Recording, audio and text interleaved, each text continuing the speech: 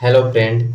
आज हम लोग हिस्ट्री टॉपिक वाइज एमसीक्यू का सेकंड पार्ट लेकर के आए हैं, जिसमें हम लोग आज ऐतिहासिक स्रोत को कवर करने वाले हैं पूर्ण रूप से। उसके बाद हम लोग पाषाणकालीन संस्कृति पर आएंगे। तो चलिए आइए हम लोग शुरू करते हैं। फर्स्ट क्वेश्चन देखिए, आप लोग को बहुत ही सभी क्वेश्चन जो भी है बहुत ही इंपॉर्टेंट क्वेश्चन है, और ये आपको यूपीएससी या फिर कोई भी स्टेट पीसीएस हो उसमें आपको हेल्पफुल होने वाला है, या अन्य कोई भी एग्जाम दे रहे हैं वहाँ पे ये आपको काम करेगा। तो फर्स्ट क्वेश्चन आपका है आधुनिक इतिहास लेखन के अंतर्गत मनुस्मृति का अंग्रेजी अनुवाद किस नाम से किया गया था। मनुस्मृति का अंग्रेजी अनुवाद किस नाम से किया गया था ये आपको बताना है। पहला है कोड ऑफ जेंटुलॉज, सेकेंड है the code of laws, third है आपका a code of gentle common, और डी है आपका नन ऑफ दी, जिनमें से कोई नहीं। तो यहाँ पर आपका आंसर जो होने वाला है वो होने वाला है अ कोड ऑफ जेंटुलॉज। आधुनिक इतिहास लेखन के अंतर्गत मनुस्मृति का अंग्रेजी में अनुवाद जो किया गया था वो अ कोड ऑफ जेंटुलॉज के द्वारा किया गया था। ये मनुस्मृति आप लोग याद रखिएगा मनु के द्वारा ये लिखा गया था, और ये मनु के द्वारा जो लिखा गया था इसमें याद रखिएगा प्राचीन जो सामाजिक स्थितियां थी उस पे जोर दिया गया था मनुस्मृति में। और ये याद रखिएगा कोड ऑफ जेंटू लॉज जो अंग्रेजी अनुवाद किया गया था ये 1776 ईस्वी में। कब? 1776 ईस्वी में आपको जॉर्ज बुलर के द्वारा किया गया था। किसके द्वारा? तो जॉर्ज बुलर के द्वारा इसको अंग्रेजी में अनुवाद किया गया था। और इसको अंग्रेजी में अनुवाद करने का एक ही उद्देश्य था कि इसको जानना था कि प्राचीन भारतीयों का कानून क्या है, इसका रीति रिवाज क्या है।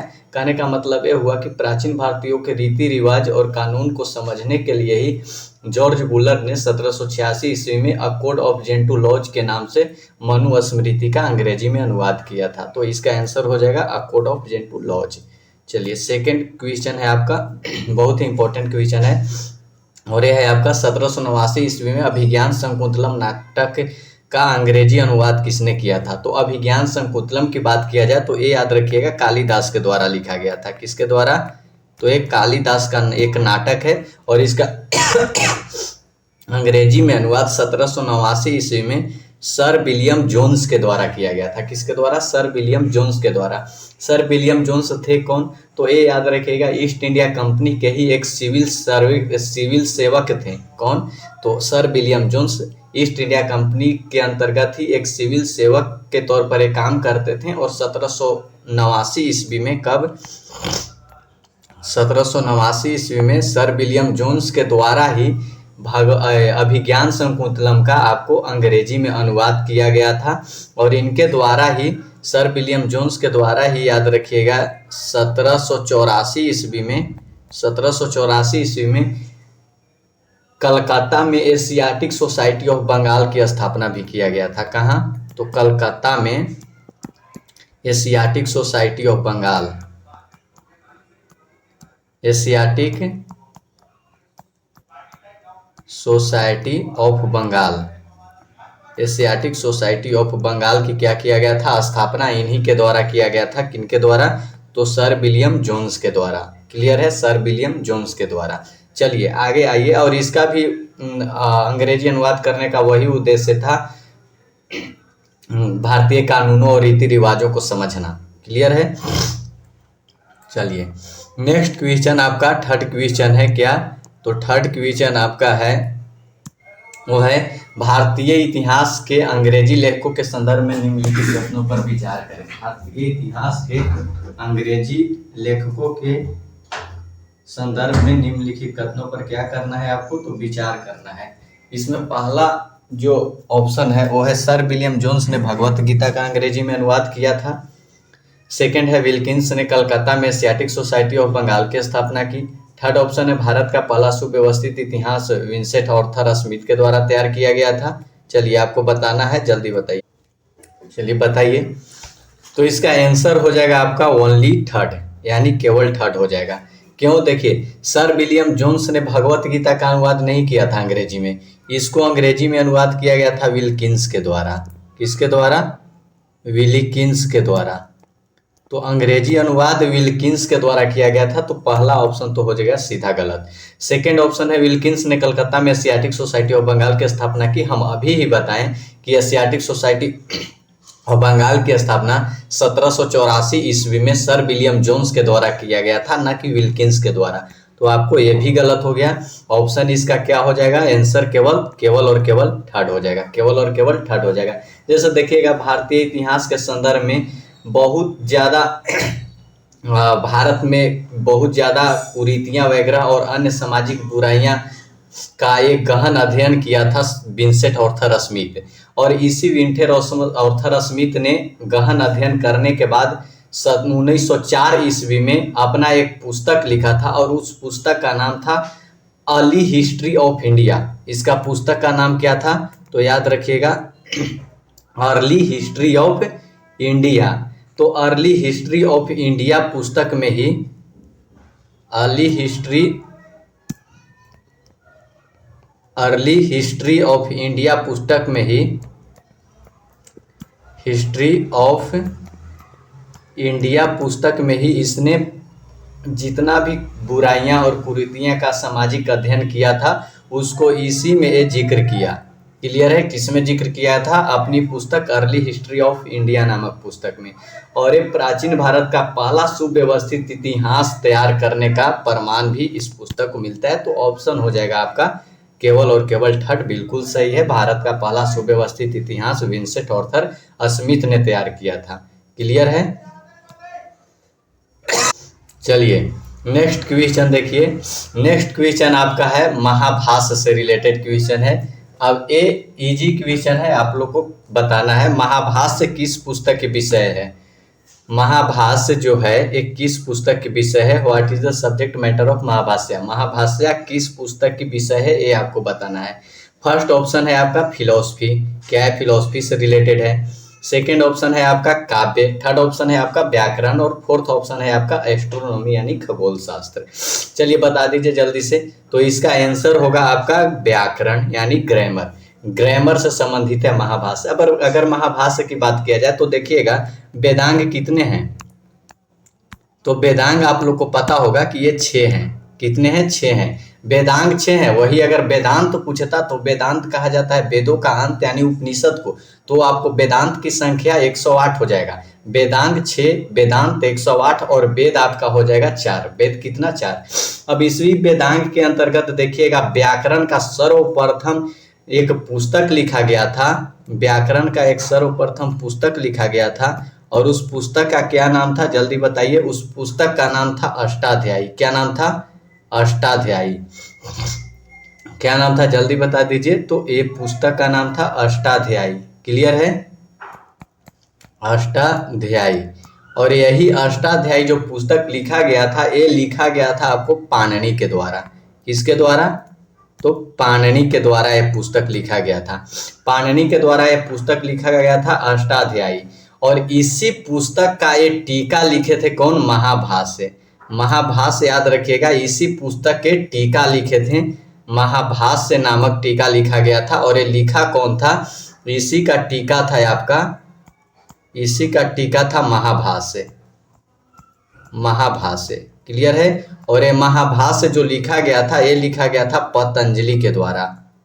क्लियर है, जल्दी बता दीजिए ये किसके द्वारा लिखा गया था, तो पतंजलि के द्वारा लिखा गया था। पतंजलि के द्वारा लिखा गया था आपको महाभाष्य नामक टीका। क्लियर है। तो इतना याद रखना है महाभाष्य पुस्तक किस विषय से संबंधित है, तो ये व्याकरण का ग्रंथ है, व्याकरण से संबंधित है। वेदांग के अंतर्गत सबसे पहला जो व्याकरण ग्रंथ लिखा गया था वो अष्टाध्यायी पाणिनि के द्वारा लिखा गया था। और इसी अष्टाध्यायी पाणिनि का जो टीका महाभाष्य नाम से पतंजलि के द्वारा कहा जाता है कि ईसा पूर्व के 2री शताब्दी में पतंजलि के द्वारा इस पर एक टीका लिखा गया था। टीका मतलब याद रखिएगा टीका होता है क्या, तो इसी के संक्षेपण यानी संक्षेप में ही उसको डिराइव करना, वही आपको टीका कहलाता है। तो ये व्याकरण से संबंधित है और ये पतंजलि का महाभाष्य है, ये आप लोग को याद रखना है। क्लियर है। चलिए आगे आइए। नेक्स्ट क्वेश्चन आपका है द अर्लीस्ट मोस्ट नोन स्मृति, मतलब कहने का ये है कि आपको बताना है कि सबसे पूर्व जाने वाली स्मृति कौन है।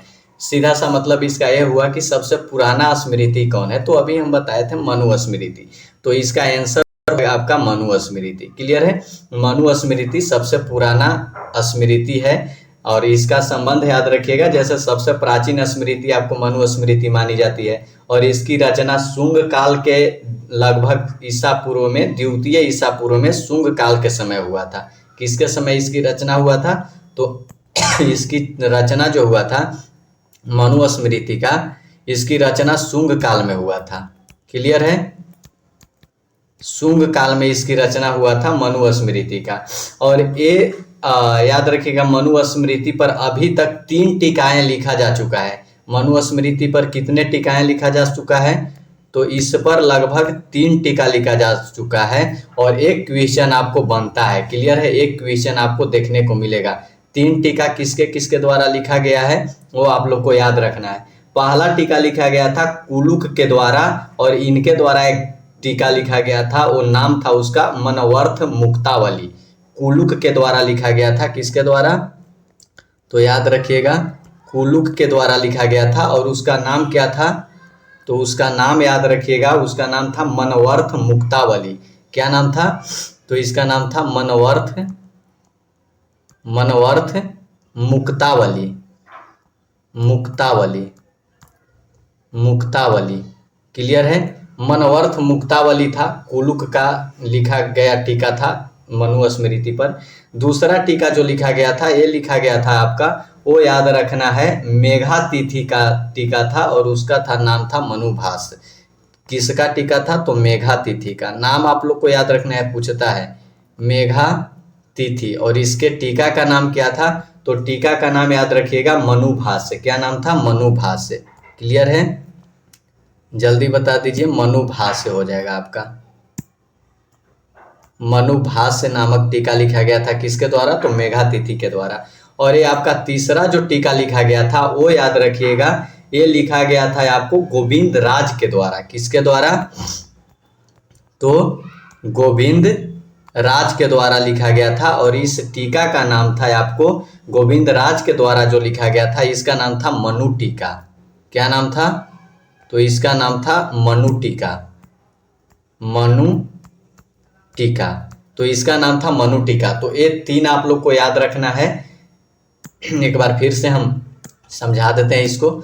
जैसे देखिएगा अष्टाध्यायी जो है सबसे पूर्व जाने जाने वाली स्मृति आपको मनुस्मृति हो गया कि इसका रचना किस काल में हुआ है, तो शुंग काल में हुआ है मनुस्मृति का रचना। और इस पर कितने टीकाएं लिखा जा चुका है, तो 3 टीकाएं लिखा जा चुका है। एक लिखा गया है कुलुक के द्वारा मनवर्थ मुक्तावली और एक आपको मेघा तिथि के द्वारा देखने को मिलेगा, इसका नाम है मनुभाष्य। और एक आपको लिखा गया है गोविंद राज के द्वारा, इसका नाम है मनु टीका। इसका नाम क्या है, जल्दी बता दीजिए, तो इसका नाम है आपका मनु टीका। क्लियर है, चलिए, तो इसका नाम है आपका मनु टीका। ये हो गया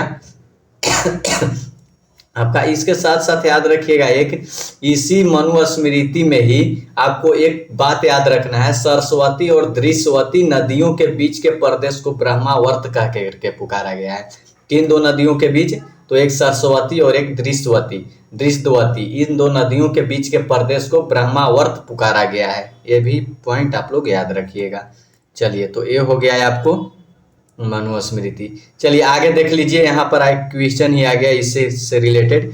बोल रहा है कि निम्नलिखित में मनुस्मृति का टीकाकार कौन है, who among the following was the commentator of Manusmriti. मतलब इसका टीकाकार कौन है। अब इसमें से 4 ऑप्शन हम 3 का नाम बता दिए, 3 के अलावा जो 3 के में से जो एक होगा उसी के द्वारा लिखा गया होगा।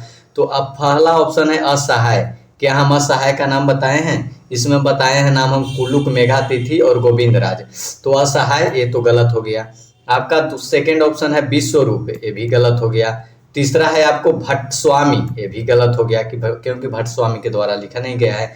डी ऑप्शन देखिए मेघा तिथि, तो मेघा तिथि आपका बिल्कुल सही हो जाएगा। मेघा तिथि के द्वारा मनुभाष्य नामक मनुस्मृति पर टीका लिखा गया था। तो ऑप्शन इसका क्या हो जाएगा, मेघा तिथि हो जाएगा। चलिए आगे आइए, नेक्स्ट क्वेश्चन हम लोग देखते हैं। और यह है मनुस्मृति मुख्यतः संबंधित है, किससे संबंधित है, तो अभी हम बताए थे समाज व्यवस्था से इसका संबंध है। तो ये क्या हो जाएगा आंसर, ये हो जाएगा समाज व्यवस्था हो जाएगा, इसका भी हम जिक्र कर चुके हैं। तो इसका क्या आंसर हो जाएगा, बता दीजिए जल्दी से, समाज व्यवस्था हो जाएगा। चलिए नेक्स्ट आइए, और नेक्स्ट क्वेश्चन आप लोग को है, सतसहस्त्री संहिता के नाम से निम्नलिखित में से किस ग्रंथ को जाना जाता है। फर्स्ट आपका ऑप्शन है ऋग्वेद, सेकेंड आपका ऑप्शन है अथर्ववेद, थर्ड आपका ऑप्शन है रामायण और फोर्थ आपका ऑप्शन है महाभारत। तो आपको बताना है सतसहस्त्री संहिता के नाम से किसको जाना जाता है। इनमें से 4 ऑप्शन है, आपको जल्दी से बताना है। तो ये आपका हो जाएगा आंसर महाभारत। क्या हो जाएगा, सतसहस्त्री संहिता के नाम से महाभारत को जाना जाता है। और ये महाभारत देखिएगा तो महाभारत हिंदुओं का एक प्रमुख काव्य ग्रंथ है। क्या है, तो हिंदुओं का एक प्रमुख काव्य ग्रंथ देखने को मिलेगा ये महाभारत। ठीक है, काव्य ग्रंथ देखने को मिलेगा हिंदुओं का ये महाभारत। और इसी में देखिएगा जो महाभारत है इसमें पहले तो श्लोक था वो 8800 था। श्लोक धीरे धीरे बढ़ते गया और जैसे जैसे श्लोक बढ़ा वैसे वैसे इसका नामकरण भी किया गया था। तो श्लोक देखिएगा, इसे बाद में भारत के नाम से जाना गया और भारत के साथ साथ इसको हम लोग सतसहस्त्री संहिता के नाम से भी जानते हैं। इसके लेखक याद रखिएगा, तो महाभारत जो लिखा गया था ये लिखा गया था आपको वेद व्यास जी के द्वारा। किनके द्वारा लिखा गया था, जल्दी बता दीजिए। तो महाभारत लिखा गया था वेद व्यास जी के द्वारा। वेद व्यास जी के द्वारा ये महाभारत लिखा गया था, ये भी आप लोग को याद रखना है। उसके बाद अगर देखिएगा रामायण, तो रामायण जो लिखा गया था ये वाल्मीकि जी के द्वारा लिखा गया था। किनके द्वारा, तो वाल्मीकि जी के द्वारा ये लिखा गया था आपका रामायण। और रामायण जैसे देखिएगा इसमें जब 24,000 श्लोक होता है तो इसको चतुर्विंशति साहनी संहिता के नाम से भी जाना जाता है। तो इसको याद रखिएगा, चतुर्विंशति साहनी संहिता के नाम से किसको जाना जाता है, तो ये रामायण। और ये भी आपको हिंदू का काव्य ग्रंथ है रामायण और महाभारत। तो याद रखिएगा इसका आंसर क्या हो जाएगा, महाभारत। सतसहस्त्री संहिता या भारत बोल देगा, इसका भी फारसी अनुवाद रजनामा भी किया गया था, तो रजनामा भी बोलेगा तो वो भी आपको महाभारत करना है। क्लियर है, चलिए आगे आइए, नेक्स्ट क्वेश्चन को हम लोग देखते हैं। और नेक्स्ट क्वेश्चन है आपका सर्ग प्रतिसर्ग, वंश, मनवंतर और वंशानुचरित्र किसके संकेतक है। कहने का मतलब ये हुआ कि सर्ग प्रतिसर्ग, वंश, मनवंतर और वंशाचरित्र जो संकेतक है वो किसके अधीन आता है, इसका जिक्र कहाँ पे मिलता है। क्या वेद का ये संकेतक है, क्या पुराणों का ये संकेतक है, क्या उपनिषद का संकेतक है, या क्या ये सूत्रों का संकेतक है। तो जल्दी आप लोग बता दीजिए इसका आंसर। तो याद रखिएगा इसका आंसर हो जाएगा पुराण। जो सर्ग है, प्रतिसर्ग है, वंश है, मनवंतर है, वंशानुचरित्र है, ये पुराणों का संकेतक है। अब पुराणों की बात किया जाए तो टोटल पुराण कितने हैं, 18 हैं। क्लियर है, टोटल पुराण कितने हैं, 18 हैं। और इसका रचना किसके द्वारा किया गया है, तो पुराणों की रचना किया गया है लोमहर्ष और उनके पुत्र उग्रसरवा के द्वारा। किनके द्वारा, तो लोमहर्ष और इनके पुत्र है उग्रसरवा, और इन्हीं दोनों के द्वारा ये पुराणों की रचना किया गया है, लोमहर्ष और उग्रसरवा के द्वारा। देखिए जैसे कहा जाता है अमर कोश, आप लोग जानते होंगे, अमर कोश एक प्राचीन कोश है और इसी अमर कोश में पुराणों के 5 लक्षण बताए गए हैं। किसमें, तो अमर कोश में। क्लियर है, अमर कोश में पुराणों के कितने लक्षण बताए गए हैं, तो पुराणों के 5 लक्षण बताए गए हैं, जिसमें पहला है आपको सर्ग है। सर्ग यानी सृष्टि का जिक्र करता है, पहला क्या है, सर्ग।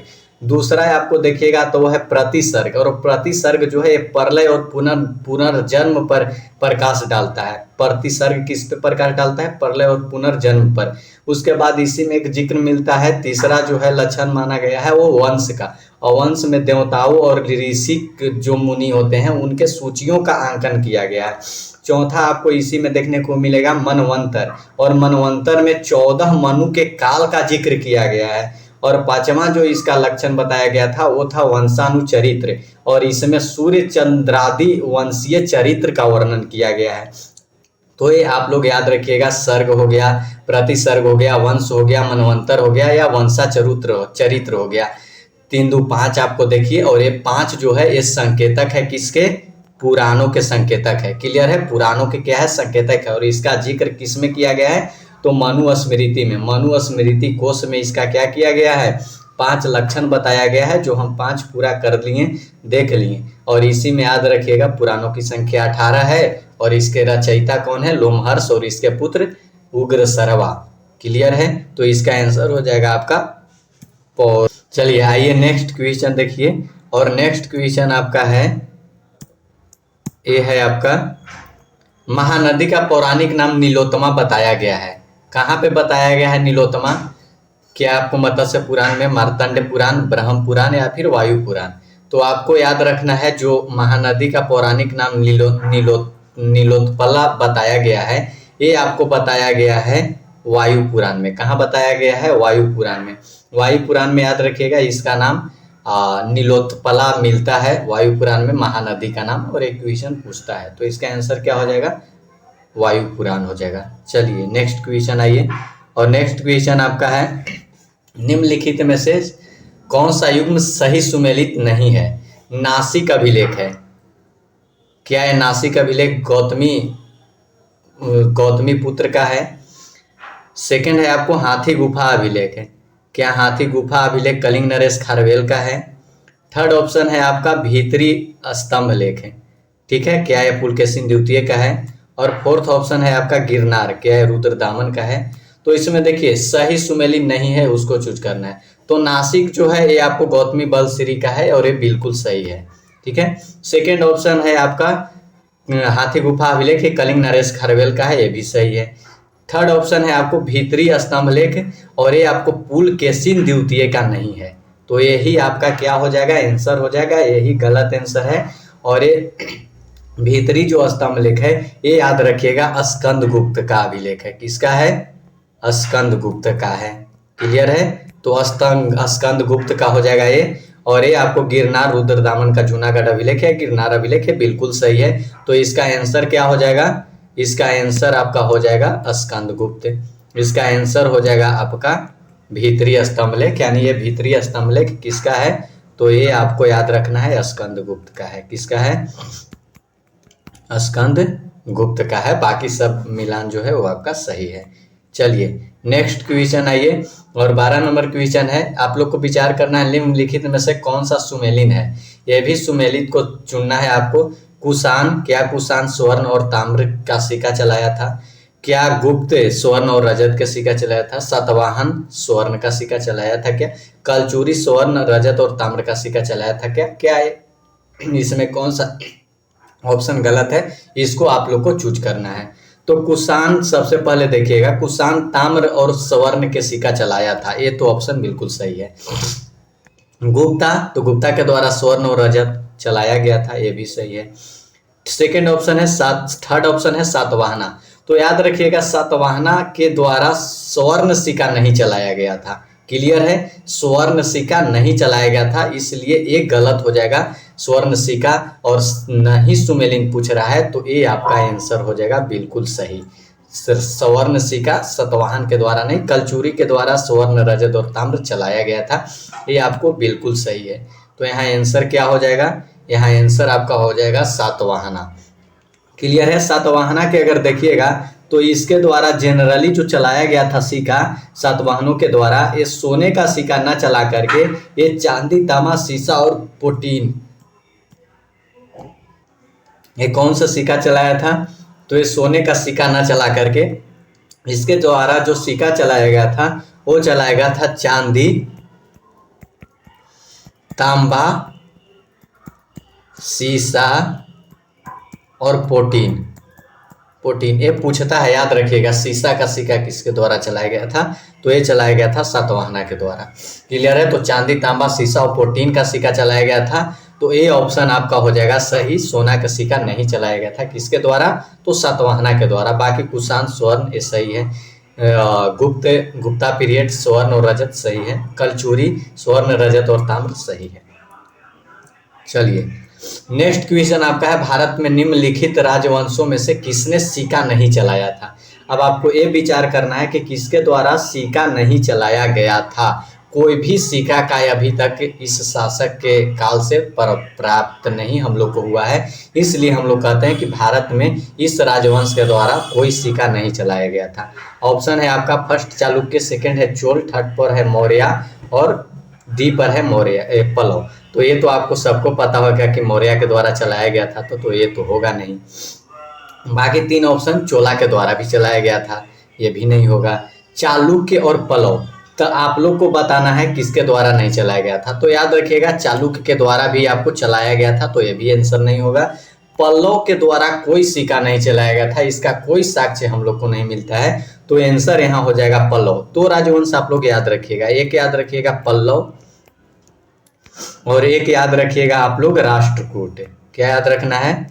राष्ट्रकूट। और ये पल्लव और राष्ट्रकूट शासकों के द्वारा कोई भी सिक्का चलाने का प्रमाण हम लोग को नहीं मिला है, तो ये आपका आंसर हो जाएगा पल्लव। क्लियर है? नेक्स्ट क्वेश्चन आइए, और नेक्स्ट क्वेश्चन आपको है निम्नलिखित में से किस अभिलेख में भारतवर्ष यानी भारतवर्ष या भरतवर्ष का प्राचीन प्रमाण मिलता है? क्या आपको रुद्रदामन का जूनागढ़ अभिलेख से मिलता है, या फिर हाथी गुफा अभिलेख से मिलता है, या फिर पुलकेशिन द्वितीय का होल अभिलेख से मिलता है, या फिर आप लोग को याद रखना है अयोध्या का धनदेव का अयोध्या अभिलेख से मिलता है? जल्दी से बता दीजिए आंसर। तो इसका आंसर हो जाएगा हाथी गुफा अभिलेख है। भारतवर्ष का जिक्र याद करिएगा, हाथी गुफा अभिलेख से हम लोग को मिलता है भारतवर्ष का जिक्र। तो इसका आंसर क्या हो जाएगा? इसका आंसर आपका हो जाएगा कलिंग नरेश खारवेल का हाथी गुफा अभिलेख है। अब इस पर हम थोड़ा सा बात कर लेते हैं खारवेल पर। तो खारवेल देखिएगा, खारवेल जो था ये याद रखिएगा हाथी गुफा अभिलेख से ही प्राप्त होता है। इसका हाथी गुफा अभिलेख से ही प्राप्त होता है इसका कि ये कलिंग नरेश खारवेल जो था, ये कहाँ का शासक था? तो कलिंग का शासक था। कहाँ का शासक था? तो ये कलिंग का शासक था। पहला बात याद रखना है, कलिंग का शासक था। और इसके द्वारा ही हाथी गुफा अभिलेख लिखवाया गया था। किसके द्वारा? तो ये हाथी गुफा अभिलेख भी किसका है? तो ये भी कलिंग नरेश खारवेल का है। क्लियर है? और यहाँ जो ये कलिंग नरेश खारवेल का जो ये हाथी गुफा अभिलेख प्राप्त हुआ है, ये आपको उदयगिरी पर्वत से प्राप्त हुआ है। कहाँ से प्राप्त हुआ है? जल्दी बता दीजिए। तो ये आपको उदयगिरी पर्वत से प्राप्त हुआ है। उदयगिरी पर्वत पर आपको देखने को मिलेगा कलिंग नरेश खारवेल का हाथी गुफा अभिलेख। और इस हाथी गुफा अभिलेख से प्राप्त होता है कि ये जो शासक था कलिंग नरेश खारवेल, इसका संबंध महामेघवाहन वंश से था। कहाँ से था? तो महामेघवाहन वंश। क्लियर है? महामेघवाहन वंश से इसका संबंध था। परंतु कहीं कहीं पर देखिएगा महामेघवाहन वंश को ही चेदी वंश बोल दिया गया है, और चेदी वंश से भी संबंध इसको बताया गया है कि चेदी वंश का शासक था कलिंग नरेश खारवेल। तो ये भी याद रखना है, चेदी डायनेस्टी भी आप लोग को याद रखना है। क्लियर है? चेदी डायनेस्टी भी आप लोग को याद रखना है। तो ये हो जाएगा। इसके अनुसार जिक्र मिलता है कि जो एक शासक था कलिंग नरेश खारवेल, ये 15 वर्ष की अवस्था में युवराज बन गया था। कितने वर्ष की अवस्था में? तो 15 वर्ष की अवस्था में युवराज बना था, और 24 वर्ष की अवस्था में सत्ता पर बैठा था। कितने वर्ष की अवस्था में? तो 24 वर्ष की अवस्था में इस गद्दी पर बैठ गया था, सत्ता पर बैठ गया था आपका कौन? तो खारवेल। और खारवेल जो है एक कलिंग नगर का जीर्णोद्धार भी करवाया था, जीर्णोद्धार भी करवाया था कलिंग नरेश खारवेल। और इसको मूसिक नगर पर आक्रमण किया था कौन? खारवेल। किस पे? मूसिक नगर पे। मूसिक नगर पे आक्रमण भी किया था, और इसका भी उल्लेख आपको उदयगिरी पर्वत पर जो स्थित इसका है कलिंग नरेश खारवेल का हाथी गुफा अभिलेख, उसी से प्राप्त होता है कि इसने मूसिक नगर पर क्या किया था? आक्रमण भी किया था। और इसी में जिक्र मिलता है कि इसने भारतवर्ष पर भी आक्रमण किया था। किस पे? तो भारतवर्ष पर भी आक्रमण किया था। क्लियर है? आक्रमण किया था। इसलिए हम लोग कह सकते हैं कि इसके हाथी गुफा अभिलेख से सर्वप्रथम भारतवर्ष का क्या मिलता है? हम लोग का जिक्र मिलता है। तो इसका आंसर हो जाएगा कलिंग नरेश खारवेल का हाथी गुफा अभिलेख। याद रखिएगा, इसी से पता चलता है कि ये कलिंग का शासक था, और इसका जो अभिलेख प्राप्त हुआ है ये उदयगिरी पर्वत से प्राप्त हुआ है। हाथी गुफा अभिलेख जो प्राप्त हुआ है उदयगिरी, और ये आपको उड़ीसा वाले रीजन में देखने को मिलेगा। और इससे पता चलता है कि महामेघवाहन वंश का शासक था। कहीं कहीं पे चेदी वंश भी मिलेगा, तो कहीं कहीं पे महामेघवाहन वंश को ही चेदी वंश कह करके बोला गया है। इसके बाद देखिएगा, ये 15 वर्ष की उम्र में शासक बना था कलिंग नरेश हाथी गुफा अभिलेख के अनुसार। और ये 24 वर्ष की अवस्था में क्या किया था, गद्दी पर बैठा था। मूसिक नगर पर आक्रमण भी किया था, इसका भी जिक्र मिलता है। और इसके साथ साथ भारतवर्ष पर आक्रमण करने का साक्ष्य भी मिलता है। और इस वजह से हम कह सकते हैं कि सर्वप्रथम भारतवर्ष का अभिलेख उल्लेख जो मिलता है वो आपको कलिंग नरेश खारवेल का हाथी गुफा अभिलेख से मिलेगा। चलिए, ये आपका हो गया पूरा का पूरा आपको पुरातात्विक स्रोत समाप्त। उम्मीद है आप लोग को बहुत ही अच्छा लगा होगा सेशन, और कुछ आपको समझने को मिला होगा। अगर लेक्चर या वीडियो आप लोग को अच्छा लगा होगा तो लाइक शेयर सब्सक्राइब करना ना भूलिएगा। Thank you so much. Bye bye.